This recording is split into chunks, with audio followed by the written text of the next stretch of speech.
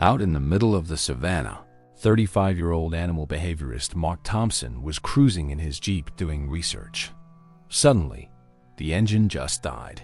He checked the dashboard. Out of gas. He grabbed the radio, but all he got was static. In the distance, he spotted a rocky hill. Maybe he could get a signal up there, so he started hoofing it toward the rocks.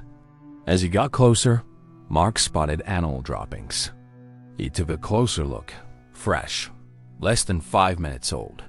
Adult male lion droppings. Mark knew exactly how screwed he was. Goosebumps covered his whole body as he slowly checked his surroundings. A thunderous roar exploded from the rocks 20 meters ahead.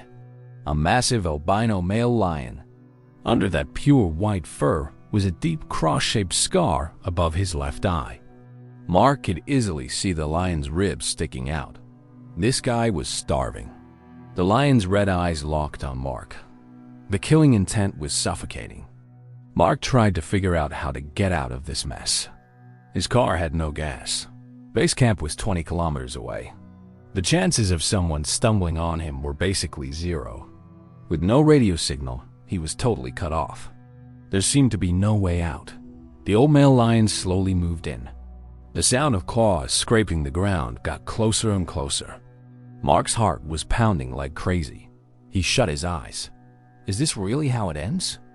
Just then, a powerful roar exploded from the left. The air turned ice cold. Two shadows rushed in like a storm and blocked Mark's path in an instant. A young albino male lion and a female lioness. Mark opened his eyes. The young lion slowly turned his head to look at him. In that moment, Mark's heart almost stopped. An albino lion with amber eyes. Albino but not red eyes. The same amber eyes as regular lions. Mark's lips started trembling. Memories from 2 years ago came flooding back like a tsunami. 2 years ago, Mark was watching a pride of lions through binoculars from his car.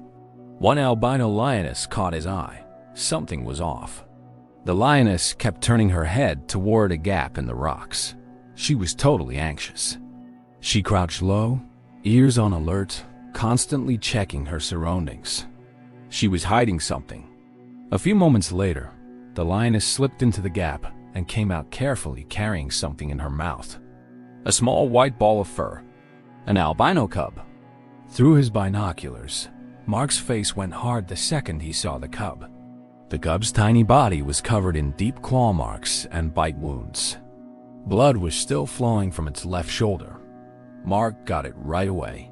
A new male had taken over the pride and was killing all the cubs of the previous leader. Moments later, Mark saw something unbelievable. The lioness carrying her cubs started walking slowly toward Mark's car. Wild lions never approach humans, especially when they've got cubs. But the lioness didn't stop. She carefully placed the cub on the ground and stepped back. The lioness looked straight into Mark's eyes. Her gaze was filled with desperation. My baby is dying. You're the only one. Please. Mark's chest got tight. His hands were shaking. He slowly opened the car door, stepped out, walked up to the cub, and knelt down. The wounds were bad. Infection was spreading fast. Body temperature was way too high. Clearly from the male's attack. Mark carefully picked up the cub. Its tiny heart was beating all weird. He looked at the lioness and nodded. A promise to save her cub. The hospital was over 50 kilometers away. The cub might not make it. Mark fired up the engine right away and headed home. About 5 minutes passed. Mark looked in the rearview mirror and totally froze. The lioness was running full speed behind him.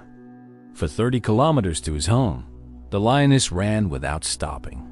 Tongue hanging out, panting like crazy, covered in dust kicked up by the wheels. But she didn't stop. Her feet stumbled. Her body swayed side to side. She looked like she was about to collapse, but she'd catch herself and keep going. This was a mother's heart. Everything she could do for her cub.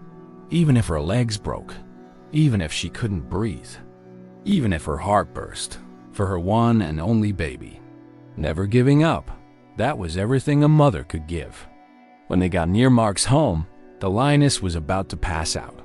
Her whole body was covered in sweat and dust. Blood was flowing from her paw pads, but her eyes were still locked on her cub. Mark got out of the car, grabbed the cub, and went inside. He started emergency treatment right away. He cleaned and disinfected the wounds and gave antibiotics. "You're gonna be okay." He carefully treated the infected areas. The cub's small body was shaking, but Mark didn't stop. After hours of treatment, the cub's breathing started to stabilize. He stood by the window and showed the cub to the lioness, alive, safe. The lioness collapsed on the grassland 50 meters from the house. She couldn't move anymore, but her eyes stayed glued to the window. Night fell on the savannah. Raindrops started falling from the sky, drizzle, then heavier. It became a downpour. Mark looked out the window. The lioness was still sitting in the same spot, soaked in rain, not moving, staring at the house. Lightning flashed, thunder roared, but the lioness didn't even flinch. Dawn broke. The rain had fallen all night. As the sun came up and the rain let up, only then did the lioness slowly stand and stagger away.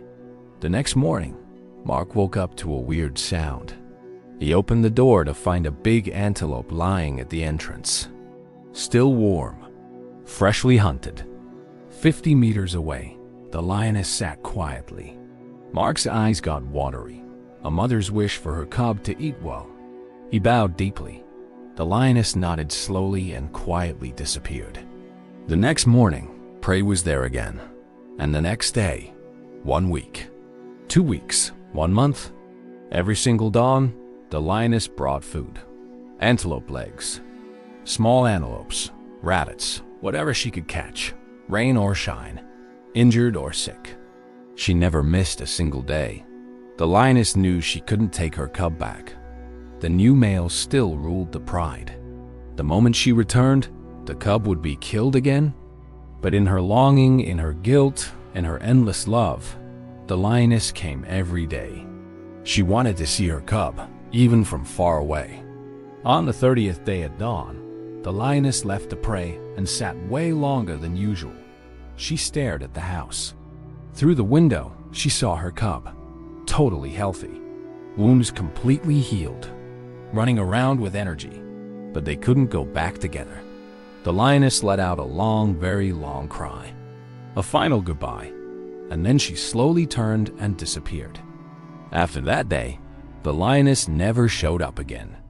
Mark stood by the window looking at the empty field. At first, he got worried. Had she given up? But soon he realized the lioness hadn't given up. Not even close. She had decided her mission was perfectly complete. She ran 30 kilometers without stopping once.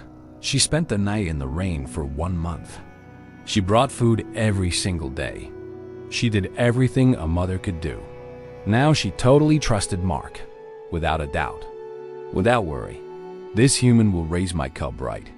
This person can protect my baby. Complete trust. Mark nodded.